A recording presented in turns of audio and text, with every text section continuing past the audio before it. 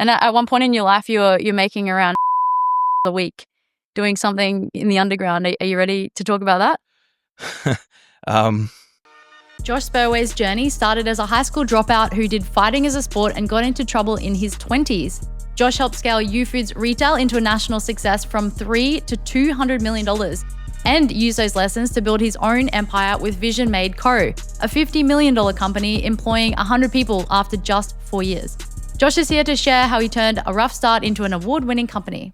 Josh Spurway, welcome to Trillions Podcast. Thank you. You're the founder and CEO of Vision Made Co. That's correct, yeah. You've scaled to just under 100 staff in only 4 years. You've won many awards for your entrepreneurship. What keeps you going? What motivates you? Just my vision. I think I've got a very clear vision of where I want to go and what I want to create.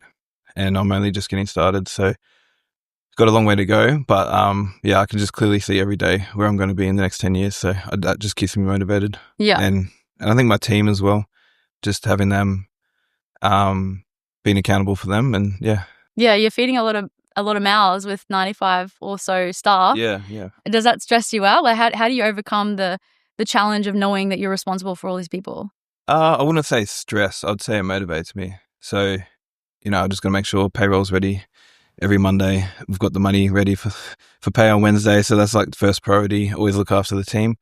And then you can feed the suppliers afterwards. But was there some entrepreneurship that shone through in your childhood? Like, what was your childhood like?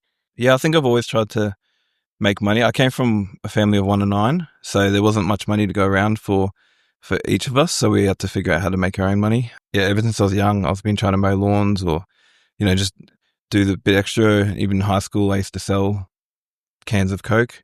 There was actually a guy in grade 12 called Dan the Coke Man, and when he graduated, I took over the business and I started selling Cokes with my best mate out of our lockers, and yeah, then we expanded into cigarettes for a while and chewing gum and just everything. So ever since high school, I've just been trying to make my own. Was that a full business transaction? Did you have to buy it off him, or you just took it over? No. He left, and we took the opportunity. Yeah. Yeah. So after that situation at school, when you left school, what was your first job out of school? What were you doing? I dropped out in grade 10 for an apprenticeship. Didn't last very long, probably about 3 months. What was the apprenticeship? It was for metal fab. So we're making like stainless steel ATM bins and stuff. I just lost interest after a few months. And then I just went on this spiral of job after job. I literally had like a stack of resumes in my glove box. And if I didn't like the job, I'd quit and go find another job that same afternoon. So by the time I was 22, I counted it once. I actually had 44 jobs by the time I was 22. And I just couldn't, I think it was like an authority thing as well. I just didn't like being told what to do. So I think I've always been meant to just work for myself. I know you had a professional career as a Muay Thai boxer. Yep. How did that get started? Like, how did you get into Muay Thai? It's a pretty savage sport. My mum couldn't afford to put me through football or anything when I was younger. And she thought it was too dangerous. So I used to have to sneak to footy training with mates and actually just learn how to play football. And I wasn't allowed to play contact sport or anything. So the moment I turned 18 and I had a bit of freedom, I actually moved out of home around then. About 17, 18, I moved out. I got my license. I started just going to a kickboxing gym. I actually can't remember where I saw it, but there used to be these kickboxing magazines and the newsagents. And I think I bought that. And I saw some of the old fighters like John Wayne Parr and Preacher and stuff. And it just got me excited about that whole sport. And then I remember at one house party I was at, I got into a bit of an altercation. I got my head stomped in like pretty bad. Like I couldn't open my eye or anything the next day. My lip was sealed together. And then I just thought, okay, I need to kind of learn how to defend myself a little too. And I think that just sparked me to then go to the gym and actually just try it. So I joined a fight gym after that. It was a good experience. It was tough, but because it was an actual fight stable, so there was only fighters that trained there, and I had to convince the guy to let me in. And then even then, he got me sparring in my first week, and yeah, I got my head kicked in again. But I kept coming back, and so he allowed me to keep coming, and then within probably about 10 months, I had my first fight, and then I just kept going from there. And yeah, I had about in total for Muay Thai, I think I had 22 fights, and then I had about 6 pro boxing fights as well. So. Yeah. That was from the ages of probably about 20 to 27. I was doing that full time. What was the pinnacle of your career as a fighter? Pinnacle moment? My favorite moment was I did a tag team fight where we had 4 people. So we had a partner in our corner, and we would go fight, and then you could run back to your corner and tag your mate in. I think that was the most fun fight I've ever had in my life. And there was an incident where the opponent tackled me, and we fell out of the ring. And then when we hit the ground, he kept wanting to fight, and he elbowed me. I still got this scar on my face there. And I've just never felt a crowd like that. And I jumped back in covered in blood, and we just kept fighting. And then we trashed them, pulled them to our corner, and just kept them there and kept tagging each other in. And I think that was the best fight we've ever had. So Did you win? Yeah. Awesome. Yeah. We were losing a bit up until that point until I got my head split, and then we won after that. So. Amazing. Yeah. I saw the belts in your office. Quite impressive. Yeah. That was one of the tag team belts there. It was the heavyweight tag team. And at one point in your life, you're making around a week doing something in the underground. Are you ready to talk about that? A little bit. So I kind of steered off the wrong path. That whole kickboxing world doesn't have the best characters in it at times. But so, that's probably where I learnt business out of high school. I started learning the wrong way of doing business and in that industry. But it taught me a lot about people, about deals, about how to read people and find out what their intentions are, and taught me a lot about economics as well. So yeah, it was a lesson in my life. Like, the way I look at it is I'm on my 3rd life now.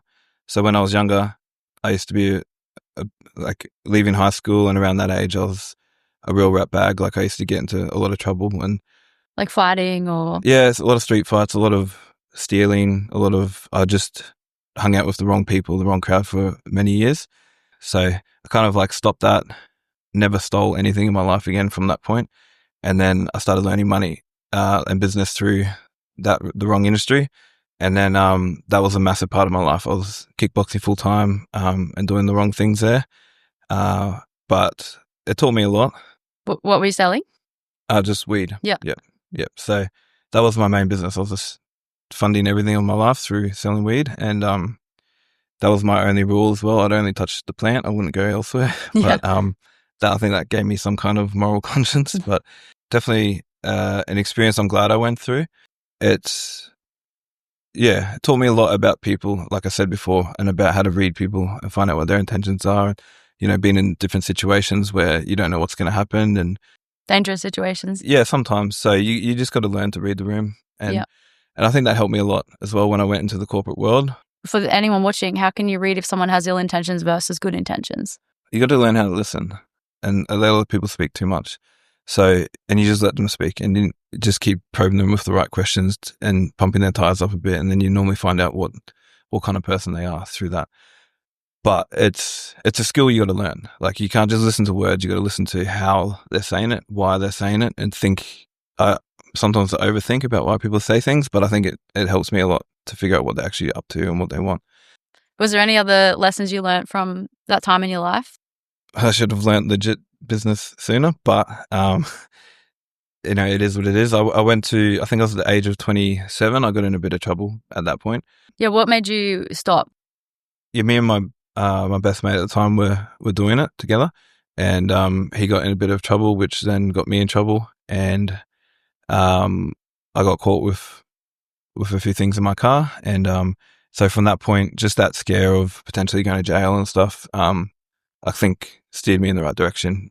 I didn't really touch on it, but I had a supplement shop and selling fight equipment and apparel as well. I started that when I was 22, and that was kind of my life till about 27. I was selling supplements, I was training, fighting, and then doing the wrong side of business as well. And then when I got in trouble when I was about 27, I decided to go cold turkey. I'll never go near that industry again.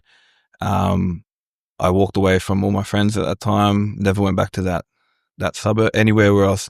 Like, I just completely isolated myself from that whole world. When I had that fight shop, I actually met a guy called Lance who was starting a company called YouFoodz, which was a meal company you probably heard of.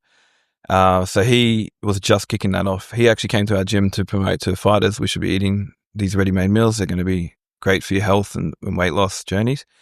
And then I pitched to him, you should let me sell these meals in my shop. So he bought me a fridge and we put it in the store and gave that a go. And we actually became one of their most successful retailers. I was selling nearly 1,000 meals a week out of my store. People Awesome. were doing all their weekly orders for me. I actually was pitching an idea to him to start a company, and we called it YouFoodz Cartel. I would take all his meals on a push cart, and we would go to CBD buildings, to like, Randstad Recruitment and all those corporate offices, and they knew that we would be there at like Tuesday at 10 o'clock. So then all the people in the office would come out and buy their meals from us. So I had that for a couple of months and it was going great. And then my court date was getting closer. I was getting more stressed out. He actually offered me a full-time job to come on and run his retail. So we shut that business down. I was able to sell my supplement shop off at that time as well. And I came on board to run his retail division. I thought it was just a bit of I didn't want to work for anyone else, but I thought it'd be some stability in my life. So I decided to give that a go. He wanted me to come on because I was selling more than these IGA stores and he couldn't figure out why. So he wanted me to go out and teach the market how to sell the meals. And that was a great experience. So I was able to come on board, build a team with him. We achieved a lot. Like within 4 years, I took his retail division from doing 1.3 million to 76 million. In 3 years? Yeah. Wow. Sorry, for just over 3 years, nearly 4 years. That's amazing. And then we built a team of 45 people as well around the country with sales reps and call center and stuff. So, it was awesome experience. And by doing that, going in the right direction and helping a business like that grow, when he wrote recommendations to the judges, because he was fully aware and supported me through my trial, he wrote me a great letter that explained that, if I go in, it's going to affect all these other people's lives as well in this business, not just my own. And I've already corrected my life, and the purpose of jail is to correct your life. So, and the judge took all that into account and thought, if I actually put you in, you're going to probably come out worse than you are right now. It looks like you've corrected your life and done everything, which I had by that point. Mm-hmm. So I was able to be let off on immediate parole, which was great, but obviously I had to do all the annoying parts of signing in and staying in the country. So, but yeah, that was a bit of a snapshot of that part of my life where I kind of made the decision to go from my old life to this new life, and that's why I look at it like I'm in my third life right now. Yeah. So the third part of the life is Vision Made Co, which we're going to touch on. Just to wrap things up with that chapter.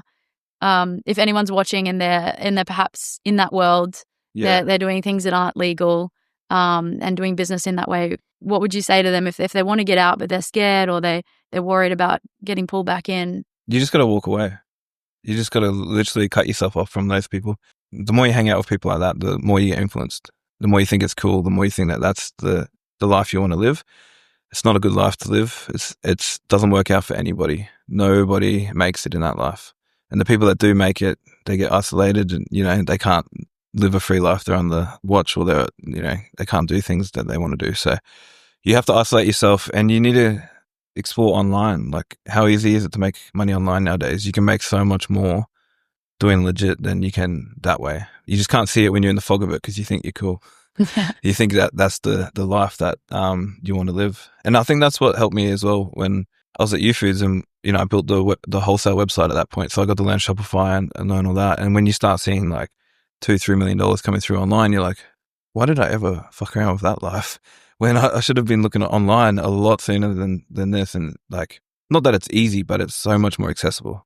Yeah. And you don't have to you're not watching over your keep back, peeking at your blinds at midnight when you hear a car come past and stuff. Like, you just don't have that stress on your shoulders. So I think that's maybe why I handle stress a lot better nowadays too, because I've been through all that shit. Is there anything else that ties over from the business acumen that you had then? Anything specific that you learnt from managing teams to what you're doing now? I think a lot of people get nervous in business and they get scared, or they don't want to say things, or they get intimidated in meetings. When you go to like a big boardroom where you're selling to a big buyer, they get a bit intimidated. But I think from that life as well, like going from meetings that I used to have in that life to meetings now, they're a walk in the park. So there's guns on tables and stuff. No, not not that gangster. No, not to that. That's more America. But you have stress there, am I physically going to get hurt? Instead of now, you're just like, it's just a meeting. Yeah. People have big words that sometimes you can't keep up with, but whatever. You just it doesn't stress you as much. Yeah. Manufacturing supplements is super unique. You supply how many brands now? we've got just over 30 brands now. We make their products for them. Yeah. So how did you go from food and helping YouFoodz expand rapidly to what you're doing now? I had a pretty unique role in YouFoodz because I was one of the early people to jump on board. I think when I jumped on, there was like 40 people. And then when I exited, there was nearly 1,200 people. So, and I got to stay a part of that leadership team as well. Any ideas, and I've always been an ideas man. So anytime I had an idea for a new product, the owner would allow me to go out, play with a product, find a manufacturer, and would test it as well. So I got this passion for launching products. And then especially when I learned all the details about a product and how to work with a retailer and the exact specs that they need and how the barcode needs to be laid out, nutritional panels, and how everything needs to be made. You know, like when you have a product, you have to get your barcode tested before you can sell it to Woolworths. It has to be GS1 certified. You need certain country origin labeling. You need warning labels and stuff. So when you learn all that, it streamlines the development process of a product. Mm-hmm. And so for me, I was able to launch products fairly fast with YouFoodz as well, and we could test them. And you learned all of that labeling, all those skills through YouFoodz? The basics of all that I learned at YouFoodz, dealing with manufacturers. And then, they wanted at that point, they wanted to look at a supplement range. So I knew a supplement manufacturer from when I had my sup store. I knew he used to make protein. So I reached out to him to launch a range of protein, and we developed the YouFoodz protein. I saw the opportunity with him. Like he deals with so many customers, launches so many brands. I actually convinced him, you should hire me. I'll bring in all this revenue. I've got all these connections that I knew I could get on board for supplements. So he gave me a shot. And so I left YouFoodz at that point just to try something different. That was about 6 years ago. Was that Prestige Blending? Prestige Blending, yeah. Worked with them for about 12 months. Learned a lot there. I didn't vibe with the culture in the office, or like I just saw things differently. I just thought it was a bit bland. And I started to see opportunities in manufacturing, because the more manufacturers I went to, the more, like, for lack of a better word, depressive the office was. You walk in and like shit lunchroom, shit boardrooms, like no one's playing music. You can hear people typing on their keyboard. It was just so technical and boring. And I thought this could be done so much better. And I just felt like these people are leaving money on the table because they wouldn't be responding to client inquiries. They would take weeks and weeks to get back to people. Like even when I was working there and trying to drive it was taking me like weeks to get quotes signed off, and I was struggling to cut deals because of all the roadblocks in that business. So I thought I could do this better myself. Once I got that idea in my head, I started changing my mindset when I went to work. I thought, you know what, this is not work. This is like paid uni. So I'm going to pretend I'm going to uni. I never got to finish high school. So I was like, this is my uni. Yeah. So I would, I'd get in the car, I'd have a little pep talk to myself. We're going to uni, we're going to learn. So I could go, then when I started going in for about the last 6 months I was there, I was just trying to learn everything I could about ingredients, how to flavor, how to tweak sweetener levels and acid levels, and, how to use different unique ingredients to change how that flavor sits on your tongue. And I learned about front end notes and back end notes and how to develop all of that flavor system. And I was also learning. You could also almost become a sommelier. What's that? Like the wine. Oh yeah, wine yeah, experts. Yeah. I've spoken to them a few times about and how they do it, and I'm like, oh, that's kind of how I look at it as well. Yeah. And then I was learning all the stuff about the manufacturing and the quality processes and stuff.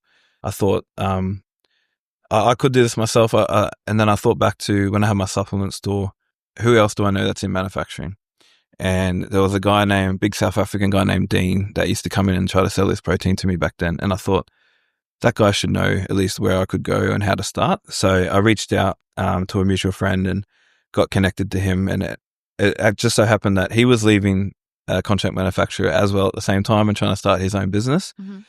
So we thought it kind of lined up. He had his own brand. He had another 1 or 2 customers that were coming. I had Muscle Nation that was keen. So we thought, why don't we just join forces and start this together? I then started formulating Muscle Nation's fat burner at home. So I would try to weigh out all the ingredients, tweak all the formula, get all the flavoring right. I would also go into the office and tweak it with them on the spot and sign it off. We got to the point where they were like, you got your facility ready to go. Like we're happy to back you. They were extremely supportive in the beginning. So I got to the point where I was like, I didn't have anything actually ready to go, but I needed to make the jump. So I was like, yeah, I'm good to go. I'm good to go. Let's sign this product off. And I was able to get them to give me a large deposit, which went towards their first order. And we were able to go out. Set up.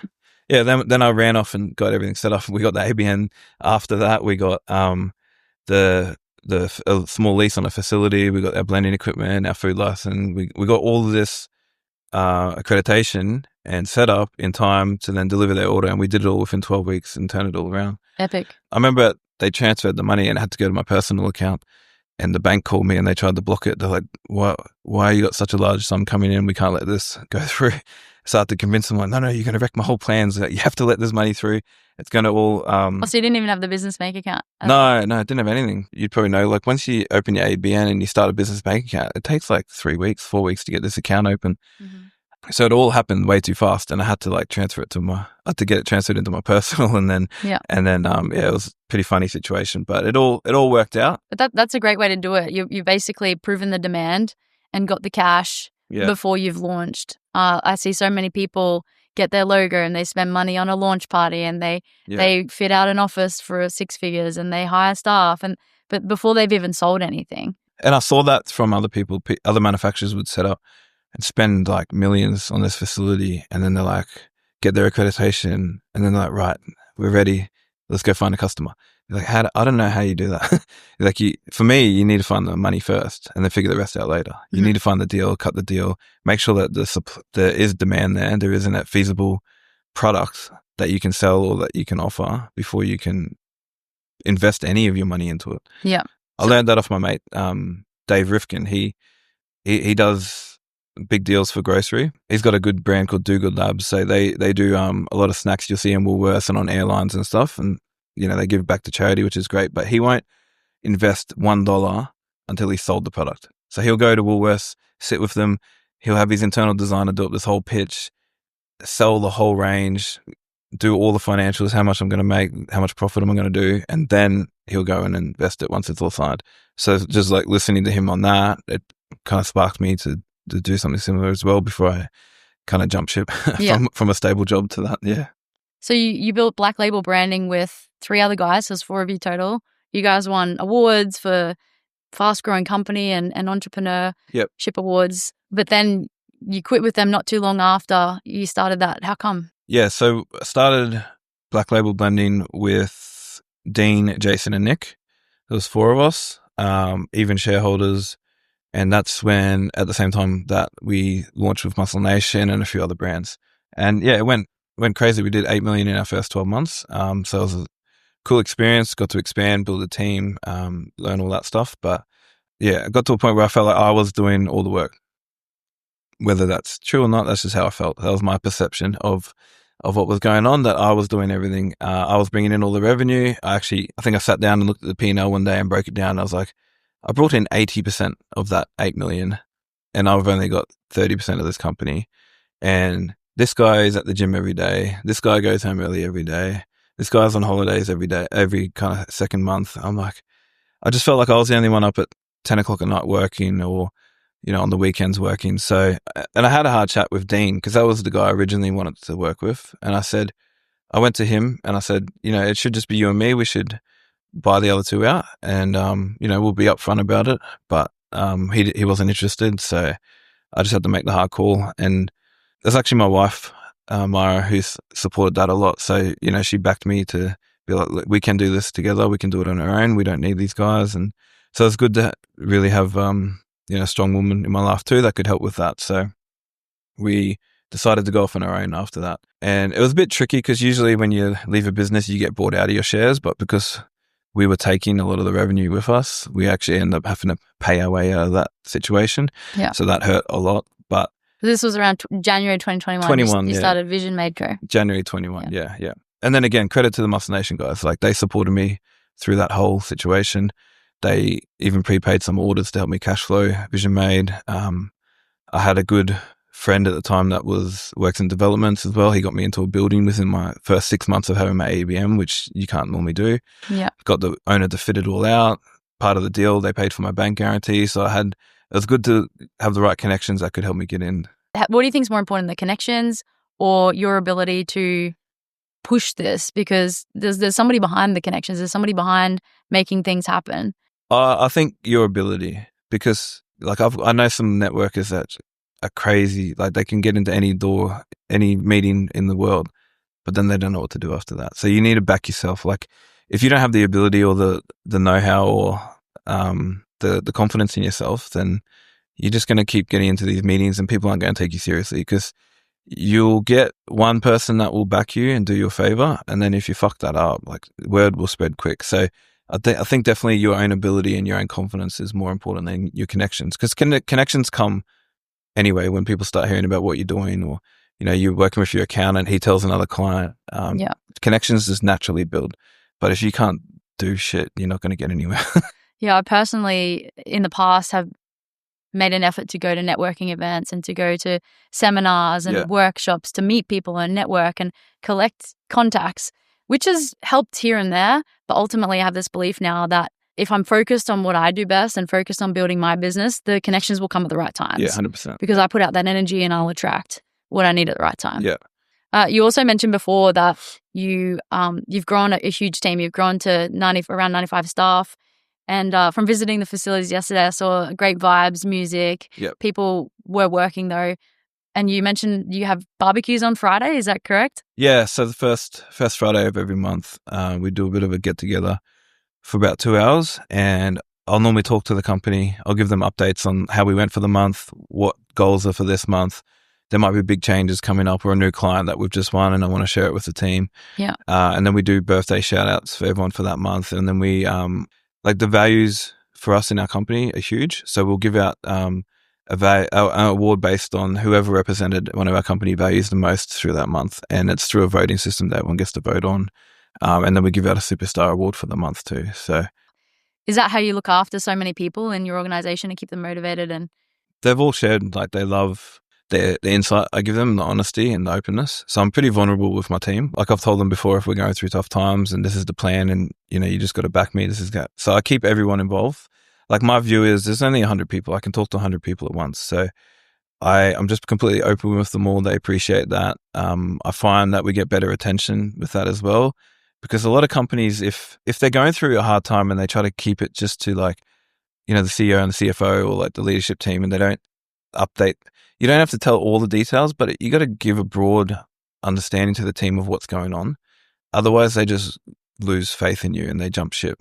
In January 24. Okay. So last January, we had a massive downturn in revenue. We decided to part ways with Muscle Nation. They were expanding in one direction. We were looking to go another. So we decided to part ways, and we lost a lot of revenue through that point, and taught us a lot of good lessons. Like we had too much revenue sitting with one client. I think we had like 65% of our revenue sitting with them, and it was just too much of a risk. And that hurt a lot. And the team were obviously scared for their jobs and stuff. So I had to keep the whole company involved. What's going on?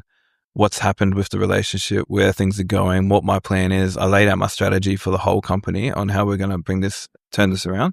You said you let go around 30 people at that time. Yeah. We had to make about 30 people redundant. How did you make that decision? How did you know that was the right decision at the time? And I actually got advised from my account at the time. I had to make a lot of my leadership team redundant, sales teams and everything. I took everyone's advice on and collected their data, and then I made my own call. I actually expanded my team.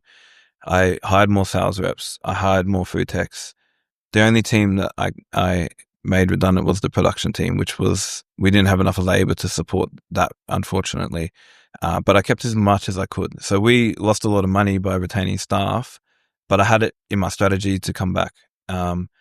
And I explained that to them all as well. I explained why this is happening. I told them, like, once we scale in again, we'll actually reach out to you, see if you still need work. We'd love to have you back. And I handled every single redundancy interview as well. So I sat in on every single one and had that tough convo as well, because I didn't feel like I should pass that to somebody else in my team. It's a tough thing to do. So I felt the responsibility to do it myself, and I wanted to explain myself as well. And then when I explained to the rest of the company the strategy, you know, some people were scared and left, fair enough, but the majority of the people stayed. They were loyal to the plan. I would update them all the time. And then they built trust because everything I said worked. So every month I said, we're doing this, we did that. And I kept them in the loop. I said, by September, we're going to be coming back up. We came back up. started profiting again. And now we're back to where we were. We're in a better position. We've got more clients. Our revenue's diversified. So we've got a much more broad portfolio now, which is safer for everybody. And things are working a lot better. So what does leadership mean to you? It means integrity, leading from the front. Like, you can't demand things. If you want somebody to do something, you got to show them how you want it done. You got to show them that you're willing to get your hands dirty. Otherwise, that's just management. I don't like management. I like leadership. So everything's from the front. If I want, even with my sales guys, if I tell them this is how you need to go and approach a new client, do this, I'll do it. And I'll sit with them and I'll show them and I'll talk them through the convo. This is how it's going to go. If they're a bit nervous, I'll sit in the meeting. I'll guide them as many meetings as they need to until they still start to feel confident.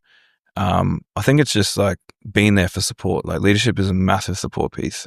And I think a lot of people forget that and they try to delegate and expect people to just pick it up themselves. So, you mentioned yesterday on your tour that you go to bed at a certain time. Can you give us a bit of insight about that and what goes on in your mind? It stresses me a lot that people are working. You know, being in manufacturing, we've had people that have been injured before, and it's a stressful thing. Like, you don't want anyone to get hurt at their workplace. So we take safety very seriously, and it does stress the shit out of me. Like, I can't get to sleep at night until 10 o'clock when I get an email from the security company come through, and it says the security system is now armed. So it's like my little trigger. I'm like, okay, I can switch off now. Everyone's gone now. It's done. Yeah. Yeah. So you really care about your team? 100%. Yeah. I noticed at the factory you pointed out an American brand. How did you get an American company to partner with you guys? Yeah. Instagram. I think it was Instagram. I just kept hounding them on Instagram. I follow a lot of the big brands and the owners, and just I saw one of them was coming to Sydney for a fitness expo, and I kept messaging him, and then he read one of my messages finally. I'm like, oh, I'm actually going to the same expo. I wasn't, but I bought a ticket that day. And then he's like, oh, we should catch up. So I flew down there, caught up with him. You know, American manufacturing in the supplement space has always been known as like the pinnacle of supplements. So that used to be the stigma around that. Like, why can't Australia manufacture stuff? Well, they had less regulations, so they were allowed higher dosages, stronger ingredients. They were just always known to be like the hardcore supplement manufacturers of the world. But now Australia's catching up. So the best thing that actually happened to our industry in supplements was COVID, because all the borders got shut, all the ports slowed down, and then when the ports slowed down, product was going hard, like getting transported by sitting on the sea for 14 weeks, it would go hard. So by the time product was getting here, it was shit. You couldn't sell it. So it was actually really good for us. Gave us a lot of opportunity. So when I met this guy... Do you mean the powders were physically hardening in there? Yeah. So a pre-workout has ingredients like citrulline, beta-alanine, stuff that are hygroscopic, which means that they hold a bit of water content as well. And if that gets too hot, it starts to sweat and it creates more moisture. And then that powder will actually turn to like a hard goo. So it's only so long they can be at sea for. Yeah, like you want to get them here as fast as possible, because you can't control containers. Where you can't control where your container sits on the boat. So if you don't get it below deck and your container sits on the top in the sun for that whole 14 weeks, it can generate a lot of heat. A lot of people will transfer them in refrigerated containers, but a lot of people back then would just send it in planes. So there was that part of it, product going hard, but there was also the lead time. So they'd have that much cash sitting on the water for too long. So I was able to talk to this American manufacturer, this American brand, and convince him that yes, labor and everything is cheaper in the States, but when you take into account all the freight, how long your cash is sitting out there, we were able to come to a deal and start to manufacture his product here. Now we have 3 American brands that we make for here, and they don't ship anything to Australia anymore. They just send their POs to us, and we dispatch it to their distributors here. So yeah, it actually started to really help Australian manufacturing, which is great. That's amazing. You told me also yesterday that you currently have a 4,000 square meter warehouse and production facility, and you want to expand to 10,000. Yep. And I challenged you and said, why not 20? Why not 50,000 and go big faster so you can expand faster? What's the reason why? Especially for property, you can't go too big too quick. They look at your feasibility of everything. They look at your cash flow, your financials, to see if that size business needs that size building. We also don't want to waste money in manufacturing, you can scale fast, but you can't scale too fast because the cost of sale is so high. So if I sell something for, say, $10, at least $5 of that is ingredients. Then there's some packaging. Then there's your labor and overheads, and then there's your the little manufacturing margin left at the end. So you need cash in this business to scale, and that's why we wouldn't go too big too quick. 10,000 for us is great because we're expanding to offer a 3PL service, so third-party logistics. So we'll be able to then manufacture for our clients, store their products, and distribute it for them as well. We're also looking at implementing a drinks facility into that same site, and then eventually a bar facility. So the goal is to be that one-stop shop where a brand like the one in the States could come to us. We make their powders, their bars, their drinks. We store their product, and we then dispatch it all for them. So awesome. Yeah, become that full turnkey solution. So the story of how you actually got into that building you touched on before, your business had only been going for 6 months. How did you get into such a big facility? My accountant at the time, again, network. So his cousin was works for a development company. He knew about a building in Brendale that they couldn't find a tenant for and had been sitting dormant for a year. He then went and put an offer on the building, and he did what's called a put and call option. So he put some of his own personal cash down as a deposit, and the put and call option allows him to, within a certain period, he can restructure a deal and sell it without even settling. So he restructured the deal with me as a 7-year tenant, and then sold that to an investment fund. He was able to make a large profit out of that, which paid for my bank guarantee. We paid for over $500,000 worth of fit out as well through it all.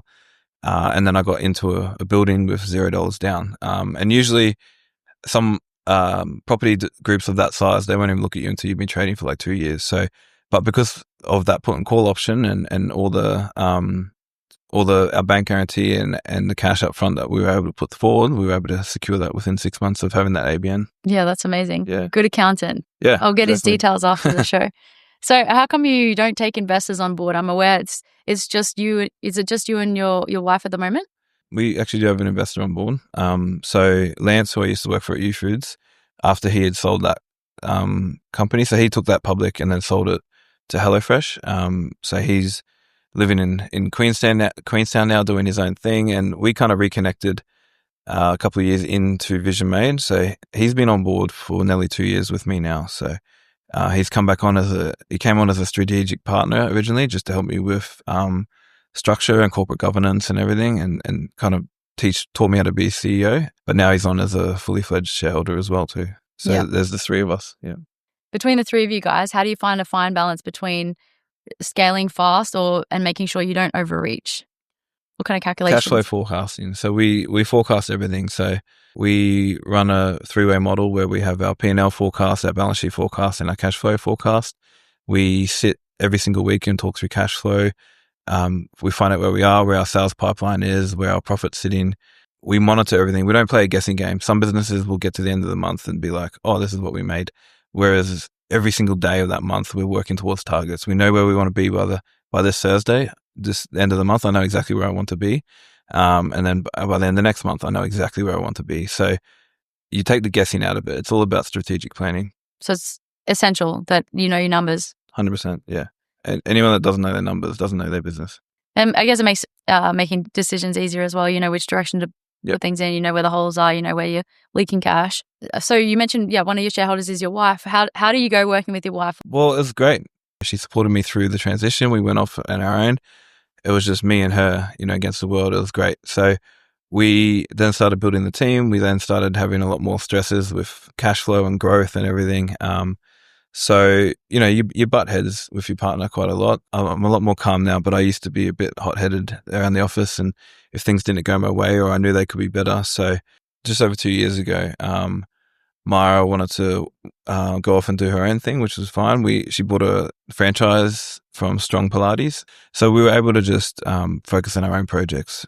From experience, I can't work with my wife, but that's just me. I know some people can. I think it's just too personal. You get too much in each other's face, especially because we used to go to the gym together too quite a lot. So we'd be at gym together, work together, home together. It was just too much. So I think you need that separation. Yeah. How big do you want to get? Do you want to take it global? Like what's in your 10-year plan? It evolves. Like everyone's ideas evolve. You know, my 10-year goal 5 years ago, I think I'm already at my 10-year goal now. So like it just keeps expanding, keep evolving. But I really want to create that one-stop shop. And like people use that word loosely, but with my vision, it will be the ultimate one-stop shop. You know, like for an example, if you came to me and you wanted to start your own brand, you should be able to run your company nowadays by just your laptop and your phone. So I should be that person that does everything else for you. I can formulate your products. I can have a creative team that designs it all. We can do your branding. We can get your packaging. We can do everything, manufacturing. We store it. We have a wholesale sales team that we sell it into Woolworths and Coles for you. We can sell it overseas. So I want that full service piece. And that's the ultimate vision for Vision Made Co. is to bring people's visions to life.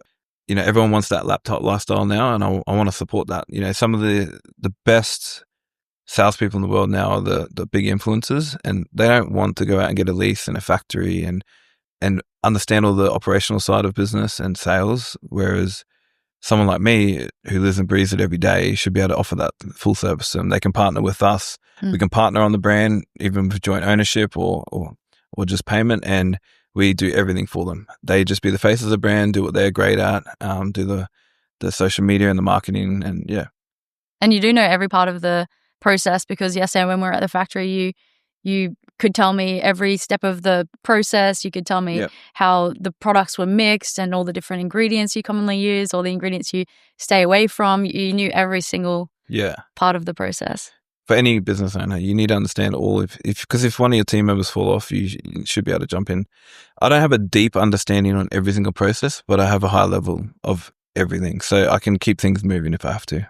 What's a big misconception that some people have about someone like you or others in your perception who've made money the wrong way and then made money the right way? Well, I struggled with this for years. Like I was so ashamed about it. I didn't tell anyone about it. I still don't tell many people about it. I think a few people are going to hear about it now, but whatever. I think I'm at the point now where I'm not proud of it, but I'm content with it. I think it's just a part of my life I have to accept, and there's no point being ashamed of it. I didn't hurt anybody. Yes, I did the wrong things, but I learned from it. And I think that's the most important thing. It's the people that are my age that are still trying to go back and dabble in stuff like that haven't learned. Whereas I've definitely learned. I went cold turkey. Stopped that, walked away from that whole life and all that whole crowd. So, what's a misconception that others have of you?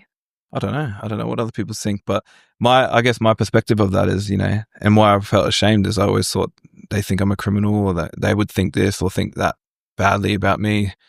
That's probably why I don't ever share it. But I see you as a business person. You're running a business back then, taking risk, in some ways bigger risks than you are now, because it had to remain under wraps. That's one perspective of it. I don't think I've still come to the full terms and ownership of it all, but it's definitely did shape me into who I am now. So tell us about Straight Up. So this is a drink you brought along today. Yeah. And it's your brand? Yes. Yeah. So I started that with two friends, Adam and Jake. We all worked at YouFoodz together as well, and then kind of reconnected a few years ago. And so Jake used to run all the petrol and convenience side of My Muscle Chef, so he understood the sales channels for that. And he saw a massive gap in the market around Australian-made energy. A lot of it was American. So we decided to go into that space, and we were one of the few Australian-made energies at that time. So we had a good selling point. And yeah, it's just been a project on the side. We've been slowly building up and getting into more retailers. We also wanted to develop it a bit different. A lot of energy drinks were just had like caffeine, taurine, guarana and stuff. We wanted to add a few more ingredients to help with focus. We mixed L-theanine, the L-carnitine and stuff to help with brain function, and mixed with the caffeine helps with the focus. We also used, we were the first brand in the world to put Synactive into a beverage as well. What does that do? So Synactive is a trademarked ingredient from New Live Science in the States. They make amazing products. The Synactive ingredient, it helps create ATP energy, which is the energy for your muscles in your body. So when you train, there's small cells in your muscles that die and they replenish and grow and die and replenish. Synactive helps that process along, so it fastens up that replenishment process. So if you drink Synactive while you're training or through the day, it helps that recovery process as well and that growth. So we wanted to create a drink that's not just to stimulate your mind. It actually gives your body energy as well. Very cool. Let's crack one. Let's try it. I'm going to have this one. Peach is my favorite. I love anything grape. You'll like that one then. It's sour grape. I better not be too sour or pull a face. I like it. You like it? You're just sour. saying that because there's cameras there? It's a little sour. No, it's good. So if you died tomorrow, how do you want people to remember you? And your business, the legacy you're leaving? I've never thought about that question. I think how I would want people to remember me is to be inspired. Like, that's somebody that made something from nothing. I saw opportunity. I took that opportunity. I've run with it. It's working now. I hope that inspires people to show them that you don't need. I'm not speaking bad about uni and stuff and schooling. It's very important, but that wasn't for me. It's not for everyone. And some people get so caught up on that you have to go to uni and study business to be a businessman. I want people to understand that you can start from nothing. You can know this person that wants this service, and you know the person that can offer that service, and you can jump in the middle and bring them together, and you can start an actual business from that. You can start business from nothing. You can start business from $0. There are ways to be creative. So I want to be remembered as somebody that was creative, strategic, but also cared for people and helped a lot of people. It's a big mission in my life to help a lot of people as well, bring their visions to life. Hence the name. Vision Exactly, made. yeah. I'm all about vision, and I'm all about bringing it to life and goal setting and bringing that to fruition. So awesome. And you're helping a lot of people along the way with employing large numbers, and I'm sure that'll continue to grow. Yeah, I think I'll have 250 staff in the next kind of 3 years. So amazing. Well, thank you so much for your time, Josh, and sharing your journey and sharing some of the not so great stuff and some of the great stuff. I truly believe that it's made you who you are, and I look forward to seeing you continue to grow. Awesome. Thank you so much. Thanks for being here. Thanks.